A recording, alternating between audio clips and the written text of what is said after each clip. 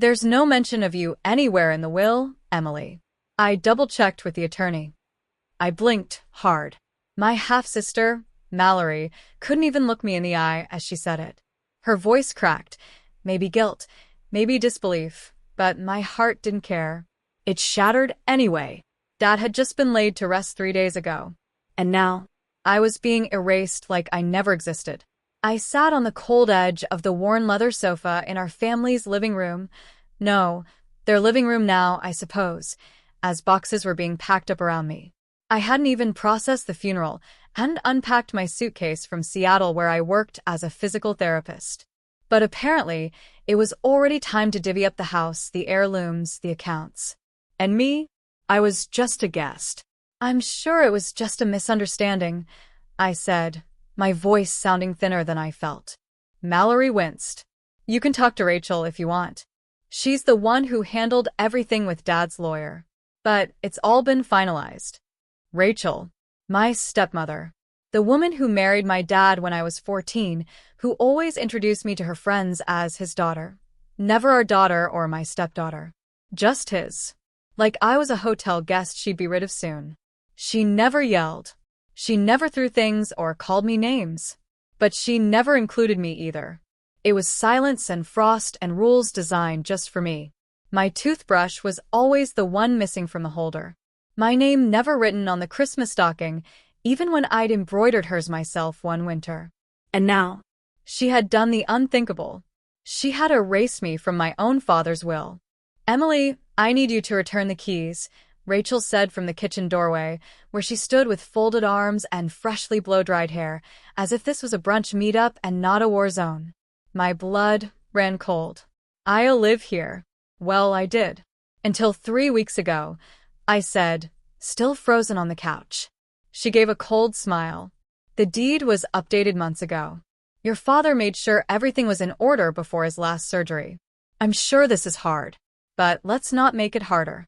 I looked at Mallory, who shifted uncomfortably, then back to Rachel. Did he know? I asked, my voice barely above a whisper. Did he know what you were doing? Rachel's expression didn't flicker. He made his choices. We just followed through. That's when it hit me. She'd convinced him. Maybe during the chemo treatments, maybe during the long nights when I wasn't there to protect him from her polished words and careful eyes. She told him I was doing fine, that I didn't need anything, that I was busy with work and had a great life in Seattle. Maybe she convinced him that love didn't need to be written into legal documents. Or maybe he never knew the truth at all. I'll go upstairs, I said, standing up slowly. I have a few things to collect. Rachel didn't argue. She just moved aside, arms still folded tightly, like a shield. I walked up those stairs like I was in a dream, or a nightmare I couldn't wake up from. My old room still had a few of my childhood things. A shoebox of Polaroids under the bed. A stuffed giraffe Dad gave me on my 12th birthday. A high school sweatshirt I never brought to college, but couldn't part with either. That room had once been my sanctuary. Now, it felt like a forgotten exhibit in a museum, untouched, unloved, and left to decay. I picked up a photo of Dad and me for my graduation day. His arms were around me, that proud twinkle in his eyes. He had flown across the country just to be there, even though Rachel said she was too busy and stayed behind. He had loved me. I knew that, which is why what happened next broke me in a way no betrayal ever had. As I came downstairs with a single duffel bag and my framed photo in hand, I heard Rachel laughing in the kitchen. Laughing. Not crying over the husband she had just buried. Not grieving. Laughing. Mallory was leaning against the counter, sipping iced tea. The kind with extra lemon. Dad's favorite. They both stopped when they saw me, but the sound echoed in my mind long after it died. Rachel walked toward the door and held it open. Safe travels, Emily. Just like that. No apology. No explanation. No ounce of remorse. Just dismissal. Just goodbye. I stepped out into the August heat, the sun glaring cruelly on my skin. My car was parked under the oak tree Dad used to rake leaves from every fall. He used to joke that the tree dropped its leaves just to annoy him. I opened the trunk and placed my bag inside, then turned back to look at the house one last time. Home. That's what it was supposed to be. Instead, it was where I learned what it meant to be disposable. What it felt like to be erased not just from a document, but from a legacy. From love. From the space I helped fill with memories. I turned the key in the ignition, my hands trembling. But I didn't cry. Not yet. That would come later. When I got back to Seattle. When I was alone. But in that moment, something cold and clear settled in me. I didn't belong to them anymore. And one day, not today, not tomorrow, but someday, karma would balance the scales. I just think it's best if we move on, sweetheart, she said, not even looking me in the eyes. I blinked. I didn't understand. Her voice was calm, but that made it worse.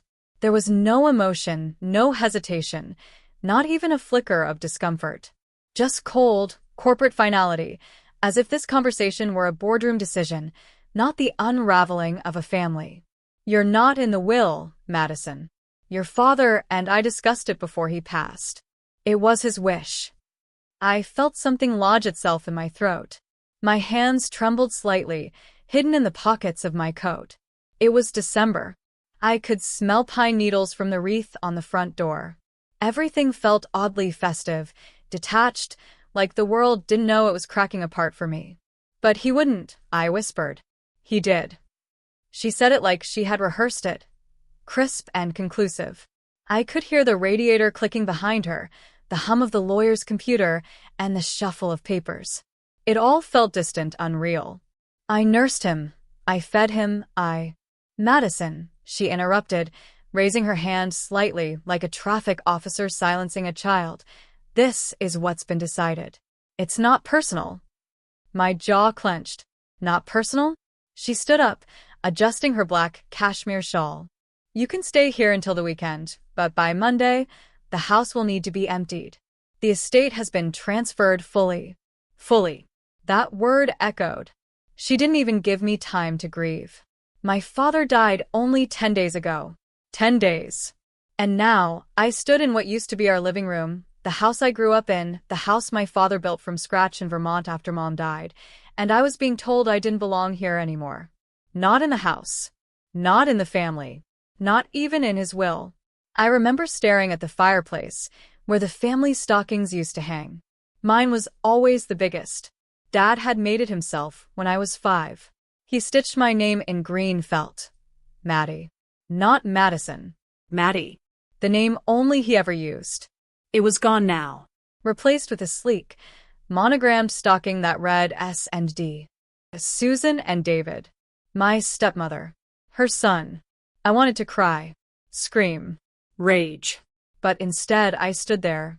Still. Quiet. Frozen. Will that be all? She said, stepping toward the kitchen.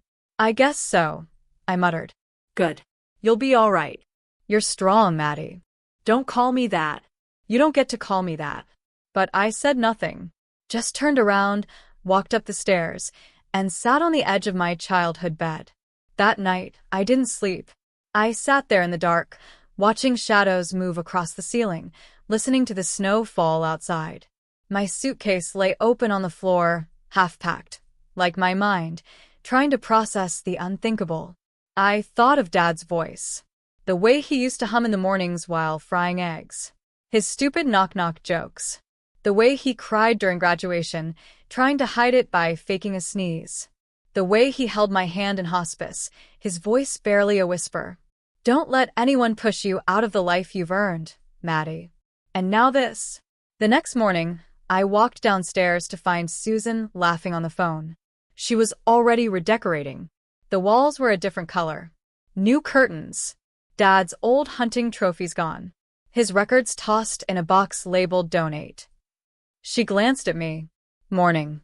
I didn't respond. She went back to her call. Yeah, I think we'll list the lake cabin too.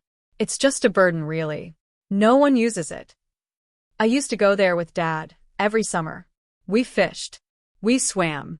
We told stories under the stars. A burden?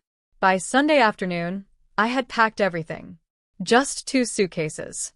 Everything else was already being boxed up by strangers in gloves. As I stood on the porch, snow crunching under my boots. She stepped out behind me. "You'll be fine, Maddie," she said again. "I'm sure you'll figure something out." I turned slowly and finally looked her in the eyes. "You never loved him." "Not really." She didn't flinch. "Love is complicated." "No, it's not," I said quietly. "But greed is simple." She inhaled sharply, as if to respond, but I turned and walked down the steps before she could say a word. The Uber driver opened the trunk.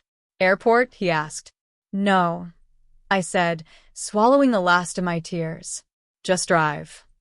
As the car pulled away, I looked back once, just once, at the home that held my childhood, my memories, and my father's voice. And I knew I would never return. But something inside me whispered, "This isn't over." "I thought we were family," I whispered, staring down at the cold, official letter in my hand. It wasn't a conversation. It wasn't even a phone call. It was a neatly folded letter, delivered by certified mail. Regarding the estate of Mr. Thomas Aldrich, it began. By the second paragraph, I stopped reading. My heart thundered as I sat at the edge of my apartment bed, that stiff cream envelope in my lap. The wording was crisp, cold, legal, and in that cruel language, I learned what my stepmother, Diane, had done. My father had died 6 weeks ago. He had always been a quiet, serious man. He didn't say "I love you" often, but I felt it when he brought me milkshakes after long study nights, when he dropped everything to fix my old Honda in college, and when he held my hand in the hospital after my first heartbreak. Diane, his second wife, had arrived when I was 13. A stylish woman with too much perfume and too little warmth. From day one, I knew I wasn't welcome in her world. But I tried for him. And now, the will. My name wasn't in it. Not even once. Not even a photo, a memory, she was like a daughter to me. Nothing.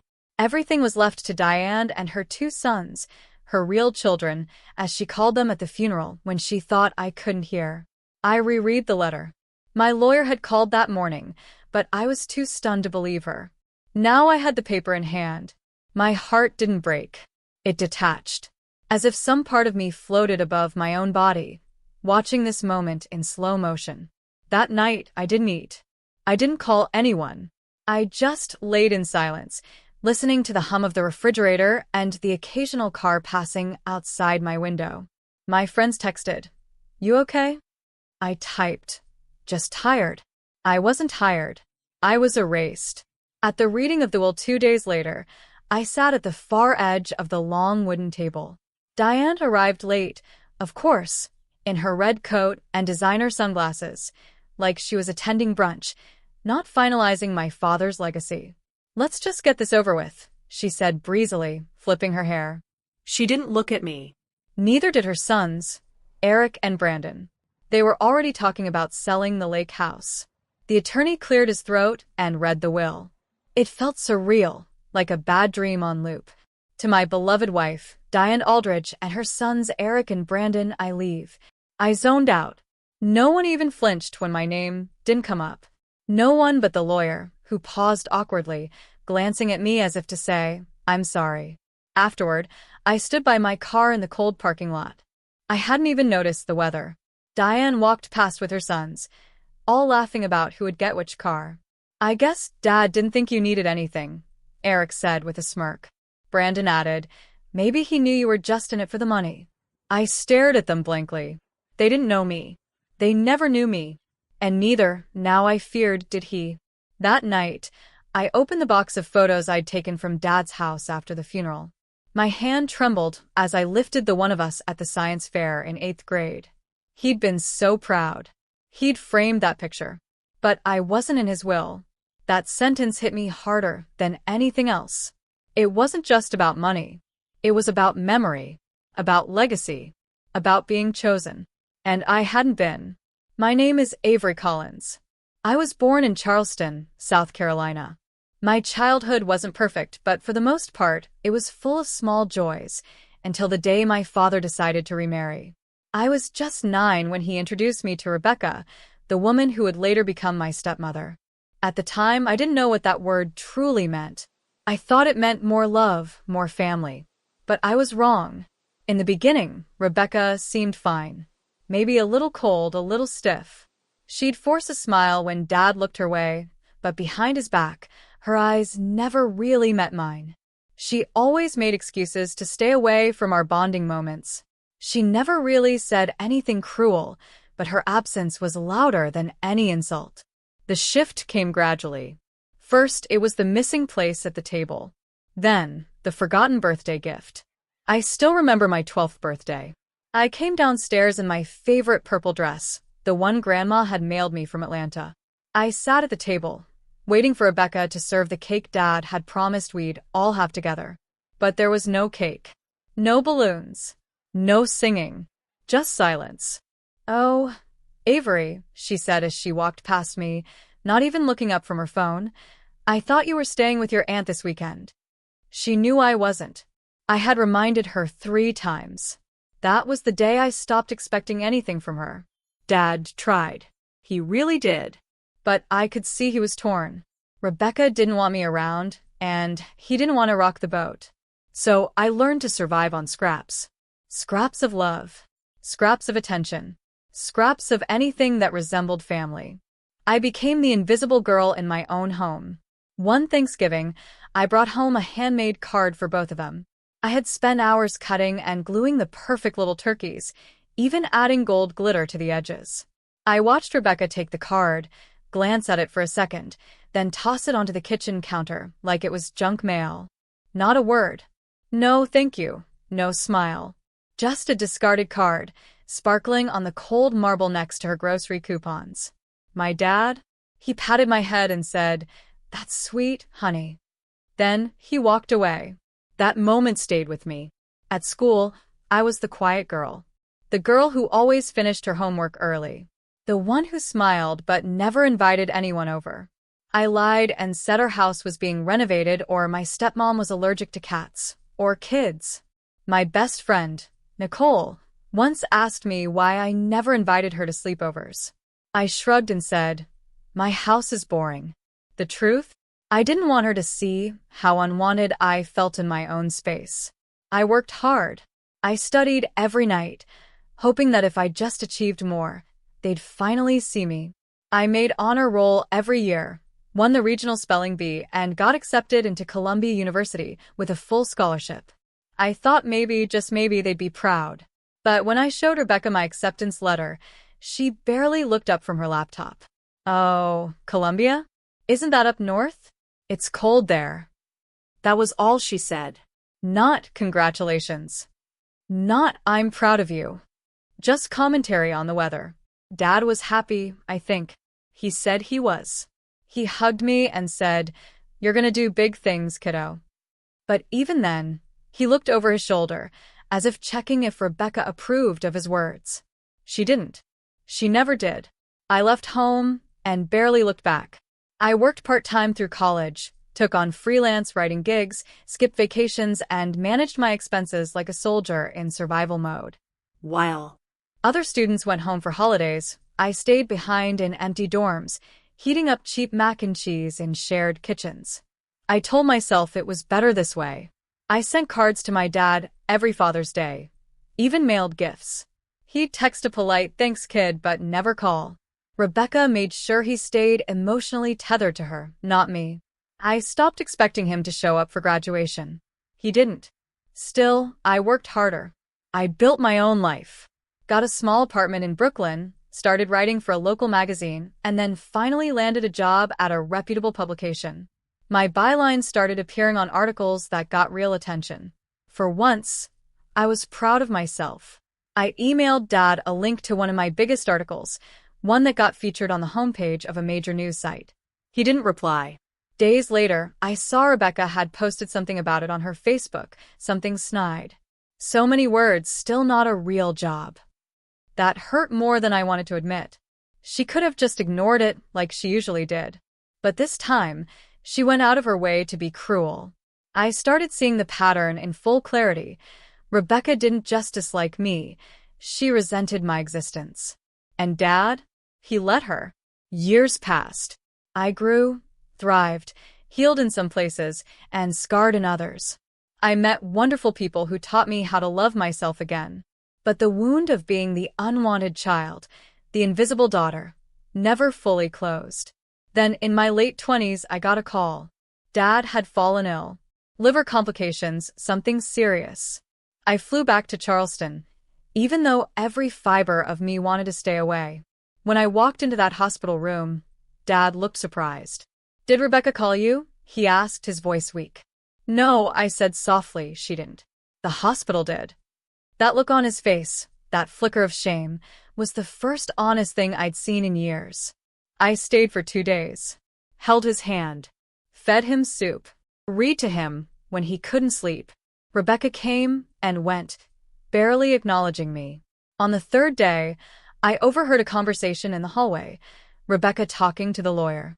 "Yes, I want to make sure everything is clean and in my name. We agreed to this years ago." My chest tightened. I stepped closer, careful not to make a sound. She continued, "She doesn't need anything. She has her job and her apartment. This is family business. Avery's barely around." That's when it hit me. I had already been erased. Not just emotionally, not just from memories or photos, but from paper, from legacy, from the will.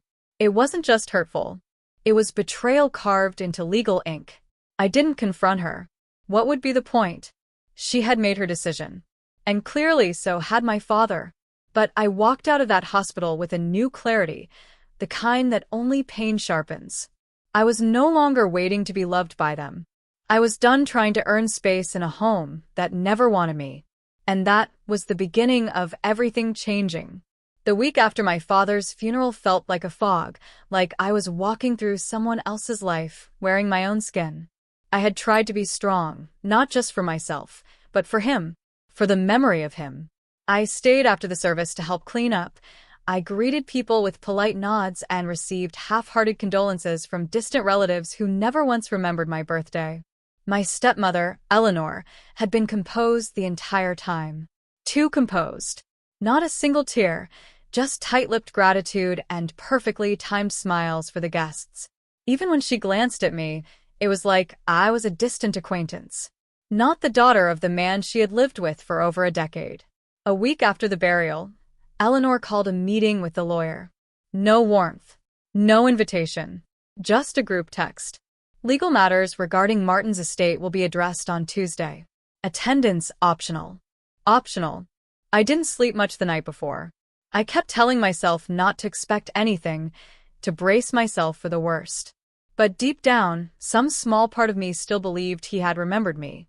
That maybe the man who used to braid my hair after soccer practice and sneak candy into my backpack had left a message, or something, to remind me that he hadn't forgotten I existed. The room smelled like old books and stale coffee when I arrived at the lawyer's office. Eleanor sat at the head of the table, dressed in a tailored black suit, pearl necklace at her throat like a noose of power. Her 2 sons, Derek and Nathan, my stepbrothers, lounged beside her. Neither looked my way. I sat alone on the far end. The lawyer, a quiet man named Mr. Whitaker, adjusted his glasses and began reading from the will. At first, it was the usual formalities. Then he said the words that drained the color from my world. "To my loving wife Eleanor, I leave our home, our savings, and all jointly held assets.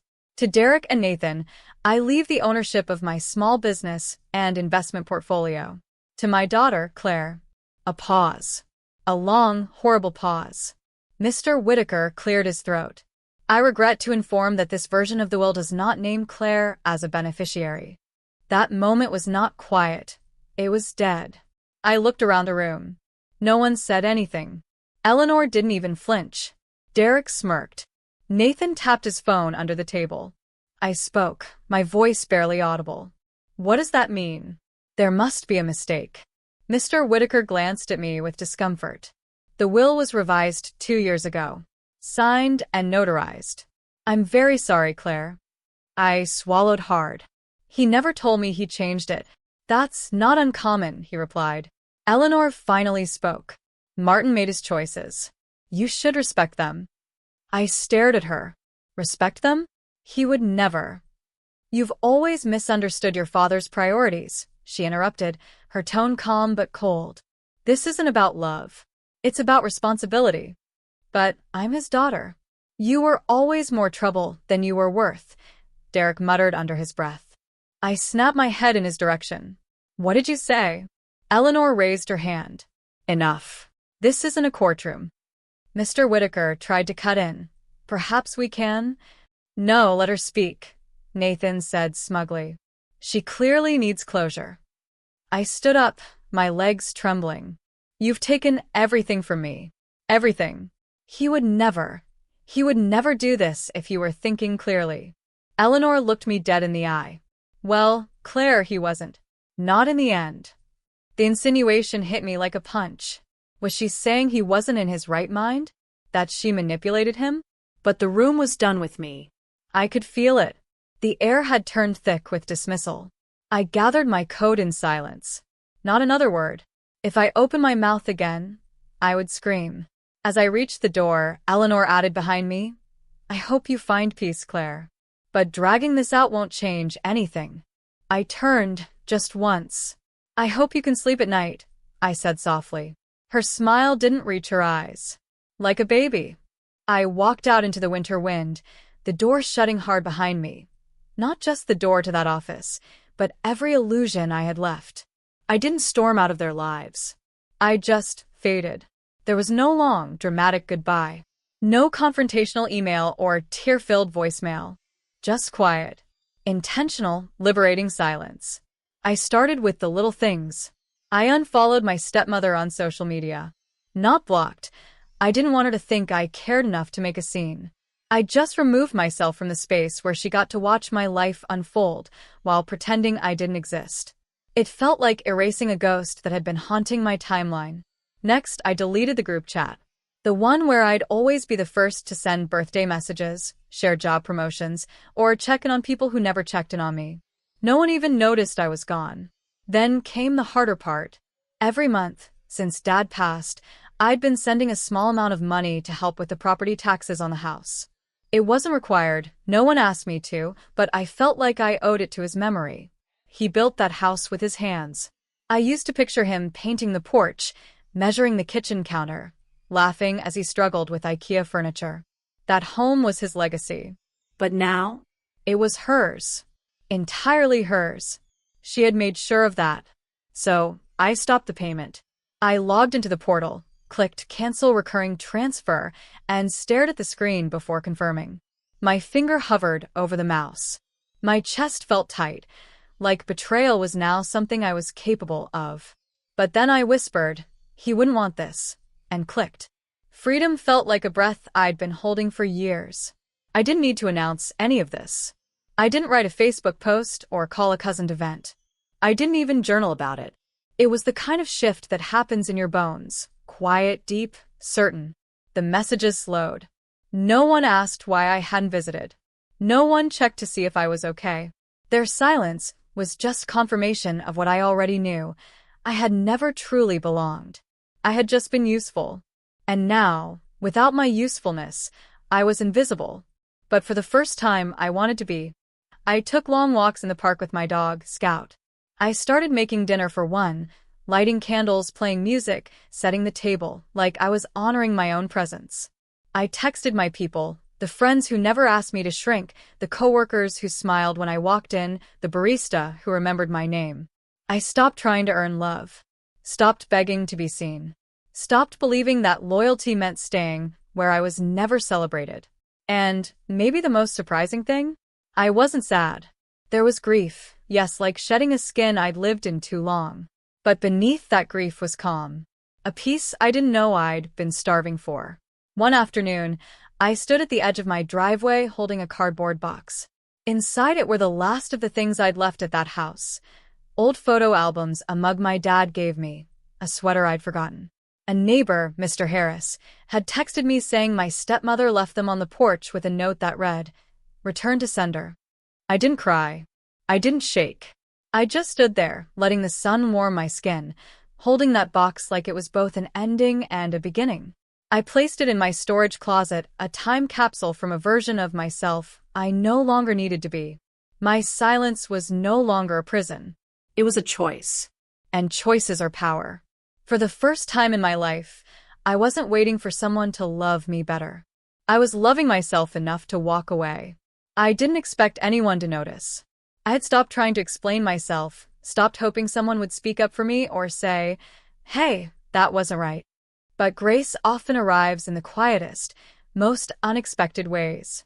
It happened at a local charity event in Asheville, a fundraiser for underprivileged youth, where I'd quietly donated for years under the radar. I didn't go expecting recognition. I simply liked helping where I could. It made me feel human again, especially after being treated like I was disposable. The event coordinator, Mrs. Linda Weaver, a sharp and warm woman in her late 60s, stopped me at the refreshments table. "You're Madison Foster, right?" she asked, smiling. I blinked, unsure why she would know my name.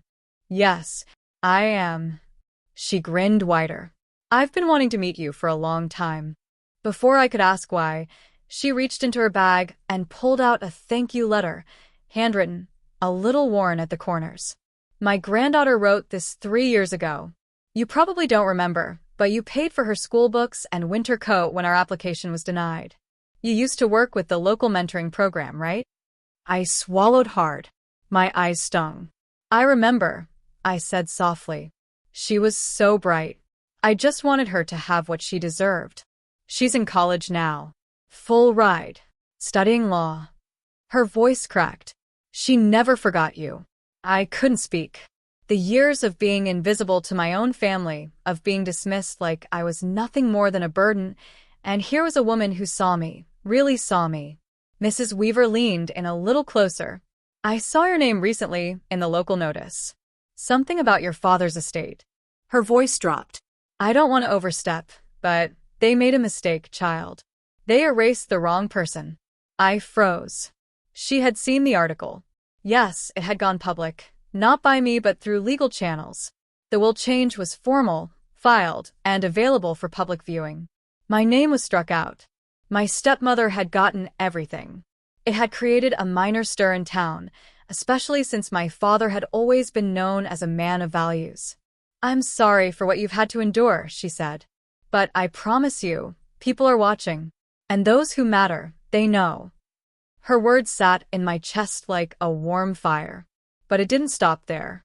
Later that night, as I sat scrolling through my phone at home, I noticed a post from a young woman named Ariana with a caption, "The world forgets women like her. But I never will. #gratitude, #realhero." It had a picture of me, candid, smiling beside a group of middle schoolers at the mentoring program years ago. The photo was old, but the love in it was fresh. People were commenting, "Wait, this is Madison Foster? She helped my cousin after her surgery. She's not who they said she was, she's more. We owe her more than we can repay." I didn't cry. Not because I wasn't moved, I was. But because something deeper had taken root. For the first time in years, I felt seen. Not because I'd begged for it, not because I'd sacrificed to earn it, but because someone outside the storm had looked through the fog and recognized the truth. A few weeks passed after the will was read and my stepmother's betrayal became public knowledge in our extended circle. I didn't say a word. I didn't post anything online. I didn't even reply to the cousins or friends who messaged me with variations of, "Wait, what the hell happened?"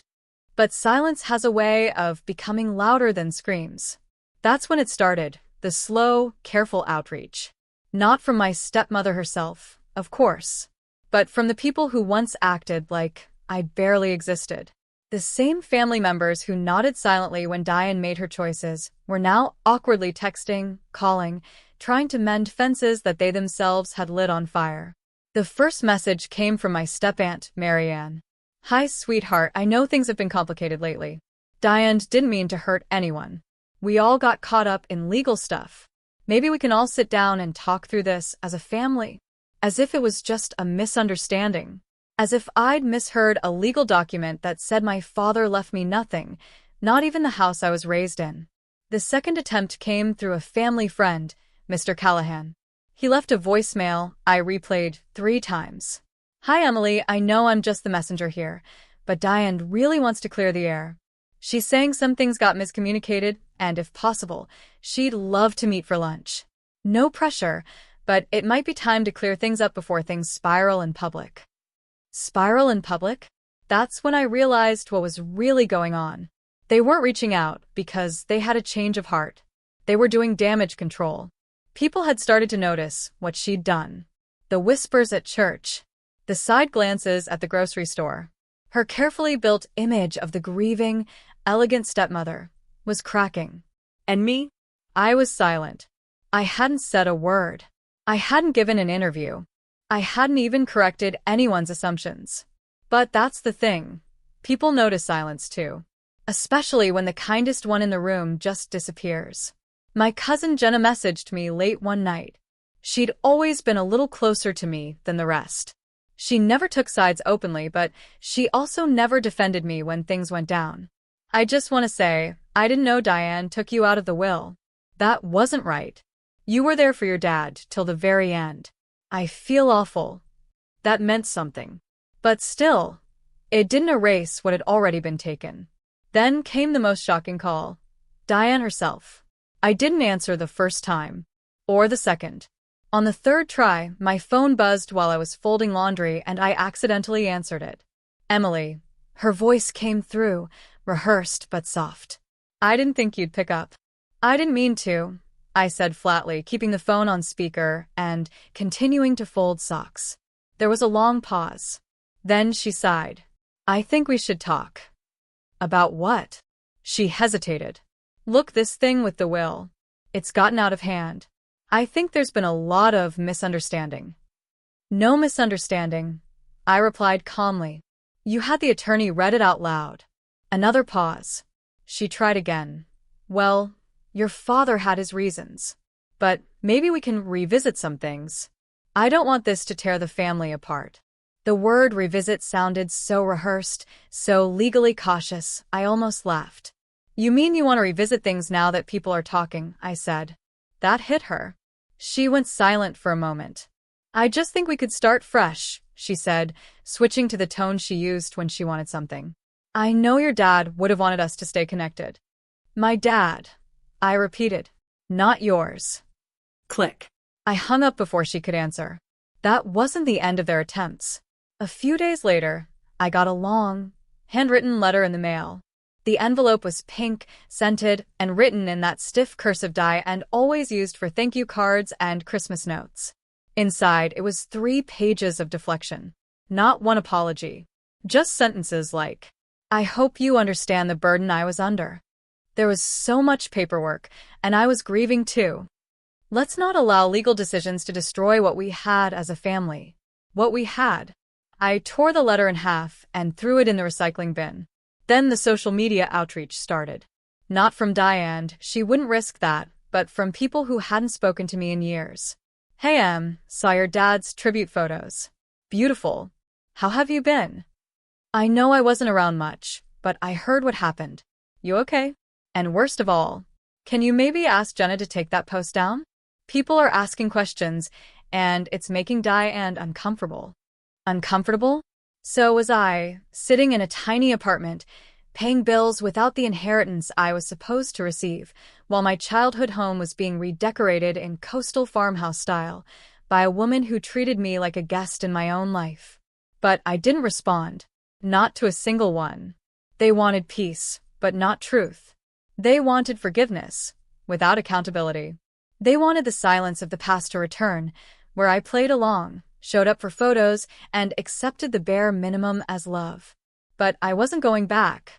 A week after my father's funeral, I received an envelope in the mail. No return address. Just my name, written in elegant cursive on a thick ivory envelope. I almost tossed it aside, assuming it was another legal notice from the estate, another reminder that I'd been wiped clean from everything I had spent a lifetime protecting. But something made me open it. Inside was a folded letter and a small photograph. I unfolded the paper slowly. It began with, Dear Alana, you don't know me, but I've known of you for years, and I need to thank you. I sat down. My legs couldn't hold the weight of surprise mixed with something like hope. My name is Elaine Murphy. I was the live-in nurse for your grandmother, Darlene, during her final months.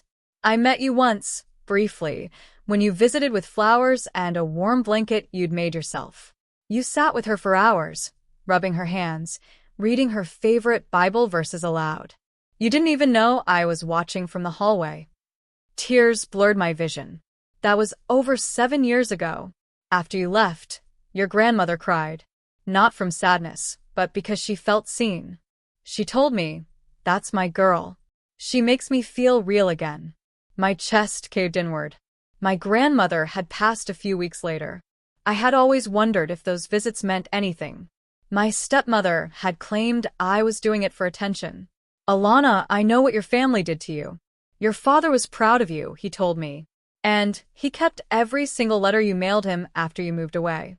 I read some of them aloud to him when he couldn't anymore. He called you his light, even when he couldn't say it to your face. I dropped the letter and pressed my hands to my face. For the first time in months, I felt like I wasn't crazy. I wasn't invisible. She had included a photo of me and my grandmother, taken from behind a curtain. My hand in hers. My head leaned softly against hers. Elaine's letter ended with, "You mattered. You still matter.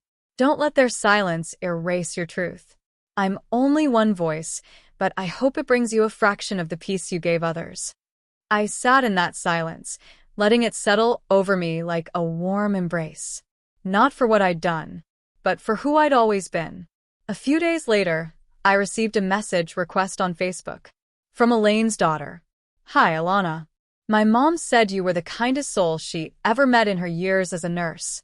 She asked me to reach out and see if we could meet.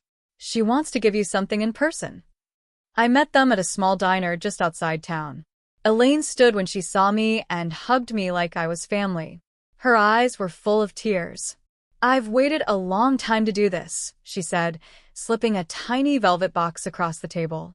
"Your dad asked me to give this to you. He didn't trust the others." I opened it. Inside was a small, golden locket.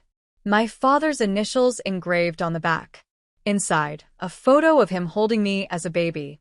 On the other side, a tiny note written in his handwriting. "I see you, my girl. I always have. I'm sorry I couldn't protect you better." That locket was worth more than any inheritance. More than the house. More than the stocks. More than anything my stepmother had clawed and manipulated her way into claiming. This was love. This was legacy. This was truth. I looked up at Elaine, tears in my eyes. "Thank you for being the one who remembered me." She smiled. "Kindness never dies, Alana. It just takes its time coming full circle." A few months had passed since the headlines about the will became old news. The estate was in probate. The house was being sold. And for the first time in years, I wasn't entangled in drama I didn't cause. I had learned to take long walks again, to actually enjoy a morning coffee without feeling my chest tighten from dread. The silence in my phone wasn't loneliness anymore, it was peace. Then it happened. I got a message from my stepmother. Not a letter, not a call, a single text. "I've been thinking, maybe we should talk." I stared at the screen for a long moment. Not with anger, not with pain, just stillness. A kind of quiet strength I didn't know I had access to before. No apology, no acknowledgement of what she'd done. Just the same old fishing line she'd used 100 times before. I didn't respond. 2 days later, my father called. I hadn't heard his voice in nearly a year. "Emma," he said, soft like he'd rehearsed it. "I heard about everything. I didn't know she'd do that." I let the silence sit between us like a chasm. He tried again. "I was thinking maybe we could all meet. Clear the air. Reset. Life's too short, you know." A long pause. "Emma, are you there?" I was. I was standing in my living room, a beam of golden evening light falling across the floor, and I felt more rooted than I had in decades. "Yes, I'm here," I said calmly. "But I'm not interested in resetting anything." He paused. "But don't you think?" "I don't think I owe anyone anything anymore," I said. "Not a meeting. Not a reset. Not an explanation." The line was quiet again. This isn't anger, I added. This is peace.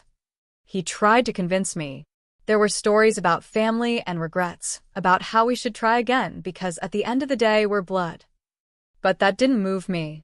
Because blood doesn't give someone the right to break you over and over again. He finally said, I just thought maybe you'd want to hear our side. I answered gently. I've spent my whole life listening to your side. This time, I'm choosing not to. There was nothing cruel in my tone. No revenge. Just truth. And then, the final act of closure. A week later, I got a message from a cousin. She wrote, Aunt Valerie's upset. She says you didn't even reply to her invite to the family gathering. She said you're being cold. I simply typed back, I'm not cold. I'm healed. That was it. No last meeting. No dramatic confrontation. Just silence. And in that silence, I found everything I had been searching for. The girl who once begged to be included had finally learned the power of walking away. And she didn't look back. I used to think love meant giving until I had nothing left. That family meant loyalty, no matter how much it hurt. That if I stayed silent long enough, sacrificed hard enough, loved deeply enough, I'd be seen. I'd be chosen. I'd be enough. But I was wrong. What I've learned, through every tear, every empty room I waited in, every holiday I sat through pretending I didn't notice I was the only one without a gift, was this. You cannot make people love you by erasing yourself. You cannot earn a seat at a table that was never meant to include you. And you should never have to prove your worth to people who never care to see it in the first place. When my stepmother erased me from my father's will, I thought that was the end of something. I thought I had finally been written out of the story completely. But what I didn't realize then was that it wasn't the end. It was the beginning. The beginning of my life without begging, without shrinking, without waiting for someone else's permission to feel whole. The irony? Karma didn't come loudly. It didn't storm in with vengeance or flame. It came quietly, through peace, through small, full-circle moments, through strangers who became family, through mornings when I woke up and didn't feel dread in my chest, through finally seeing myself the way no one in that house ever could. If you're watching this, and you've ever been the forgotten one, the invisible daughter, the overlooked sister, the backup friend, I want you to know something. You're not too much. You're just too real for people who pretend. You are not wrong for asking for consistency, respect, or kindness. And if you've been erased, cut off, or replaced, good. Now there's space. Space to start your own story. Space to become the main character in your life, not a background extra in someone else's dysfunction. Don't let the people who couldn't love you convince you that you're unlovable. Their failure to see your light isn't a reflection of your worth. It's a reflection of their blindness. You're allowed to walk away without a dramatic goodbye. You're allowed to build a life so beautiful that the people who broke you can't even recognize you anymore. You're allowed to take your pain and turn it into peace. That's what I did. And in that peace, I found myself, not the version they tolerated, but the woman I was always meant to be. So, if you're holding back tears right now, hearing your own story and mine, let this be your sign. You are not alone. And you were never the problem. Sometimes the deepest healing comes not from being invited back, but from finally realizing you don't need to be.